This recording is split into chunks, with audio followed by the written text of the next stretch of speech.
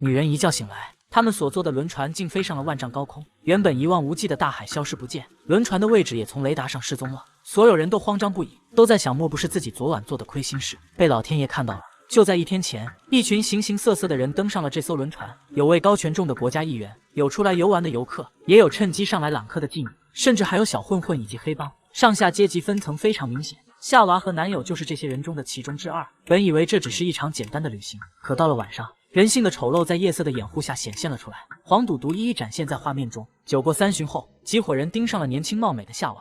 黑帮的老大为了巴结议员，主动提出将夏娃送到他的房间。议员的神情隐晦难测，但老大深知他那龌龊不堪的内心。小混混们率先闯进了夏娃和男友的房间，将男友痛扁一顿后，等不及就跟夏娃云雨了一番。老大在一旁将这一切看得一清二楚，他并没有出手制止，而是将夏娃的男友残忍杀害后抛尸丢进了海里。几个小混混完事后，老大并没有急着将他送给议员，而是自己先享受了一次。事后他才将晕厥的夏娃扛进了议员的卧室。议员满意的看着夏娃，询问老大是否碰过她了。看着老大意犹未尽的表情，议员心里明了，但他并不在意，反正他自己也不是什么好货色。议员的儿子亚当回来后，就看到父亲一脸享受的走出了房间。老大秉持着有福同享，将亚当推进房间锁了起来。亚当虽然十分痛恨父亲的禽兽行为，可当看到夏娃完美的容颜时，他终究也没能控制住内心的欲望。不知过了多久，夏娃才踉踉跄跄从房间内走了出来。她才发觉男友这么长时间都没来找自己，一定是遭遇了不测。她慌忙在轮船上四处寻找，终于在甲板上看到了男友遗失的鞋子。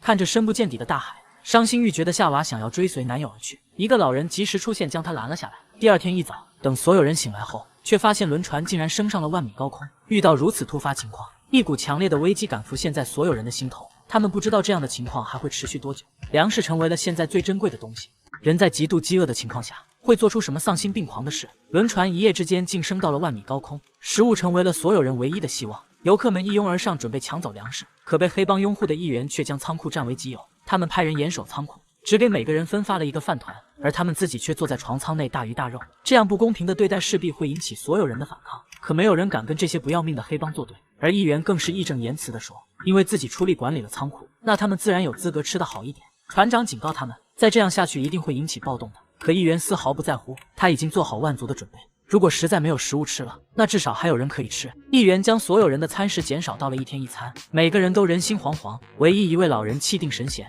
将吃剩的瓜皮果仁全部搜集了起来，甚至还用鸡蛋孵出了2只小鸡。夏娃不解地看着老人将种子种进土壤里，似乎他早就预料到了这天会到来一样。可即使这样，仅靠这么点土能种出吃的吗？而老人依旧是一副深不可测的样子，笑而不语。经过几天的忍饥挨饿，船上有人终于受不了了。他们冲进仓库，将守门员打晕，抓起食物就狼吞虎咽起来。可没过一会就被黑帮的人发现了，他们将这几人暴揍了一顿，还下令断了他们的伙食。议员知道饥饿会使这些人越来越失去理智，他与老大计划将这些人全部解决掉。老大还将防身的枪和子弹全部交给了议员，而他们的计划顺着管道被船员们听得一清二楚。船长为了不让事态越发严重，与船员商议先下手为强。他们从船底找到了珍藏已久的手榴弹，他只身带着手榴弹找到议员与黑帮，打算将他们统统消灭。可是人算不如天算，还是被他们躲过去了，就连手榴弹也被他们全部收缴了。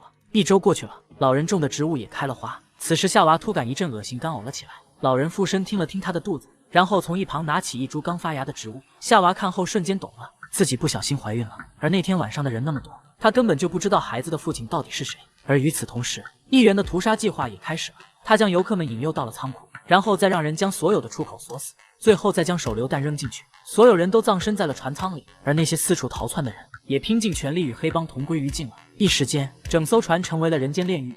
将上好的人骨头放进空气炸锅里，烘干后再将它们放进榨汁机里榨成粉末，这就成为了植物的天然养料。而那些尸体也成为了种子的培育器，将种子放进尸体的嘴里和伤口处，再撒上一条营养丰富的养料，不日便能结出甜嫩多汁的瓜果，而剩下的尸体就被大卸八块，储存起来作为食物。不过是1周的时间，这艘从海上消失的轮船就成为了人间炼狱。当船上所有人都被解决后，议员发现其中唯独少了船长。等他们找到他的时候，发现船长已经将汽油洒在了剩余的食物上。在议员开枪打死他之际，船长点燃打火机将食物全部销毁了。当一点食物都不剩的时候，为了活下去，只能人吃人了。饿极了的老大准备第一个对亚当下手。议员为了保护儿子，用完了枪里的最后1发子弹，可惜打偏了，老大抢过了他手里的枪。他当初交枪时留了个心眼，并没有给完所有的子弹。他将议员这个人面兽心的人干掉，转身就朝着落单的夏娃走去。夏娃为了自保，连忙说自己怀了他的孩子。老大兴奋地认定这个孩子一定是自己，可是这时亚当却出现，跟他争论起来。眼看两人因为孩子的基因争执不休，夏娃趁机将老大身上的枪抢了过来。他觉得亚当活下去或许比老大更靠谱。不知过了多久，老人种的种子开始发芽开花，鸡仔也长成了小鸡。可老人却将它们拒之门外，在小鸡长大下蛋前，它们不能吃这里的任何东西。两人只能靠着老人储存的人肉勉强度日。可储存的肉也吃完后该怎么办呢？老人在面对亚当的再一次索取后，拿起了刀。夏娃知道后，只能流下歉意的眼泪。终于有一天，老人已经没有肉再能给他了，他将自己身上能割的肉全部留了下来，用鲜血画下一个符号后就消失了。老人留下的肉并没有支持两人多久。亚当冲进船舱，要将还未下蛋的鸡宰了。夏娃为了阻止他，只能割下自己的肉给他解馋。可没想到亚当早已厌烦了吃人肉。当他拿起刀准备宰杀母鸡时，夏娃举起斧头砍向了他。事后，他学着老人的样子将亚当剁碎了。夏娃靠着亚当的尸体活了下来。几个月过去了，种下的水果终于长大，母鸡也成功下了蛋。夏娃的苦日子终于熬到头了，而她的孩子也在此刻出生了。母子俩在轮船上度过了几十年，那些尸体的养分被吸收殆尽，成为了一具具骸骨。鸡蛋孵出了无数小鸡，树苗也长成了参天大树。可与夏娃相依为命的儿子，却将罪恶的手摸上了他的腿。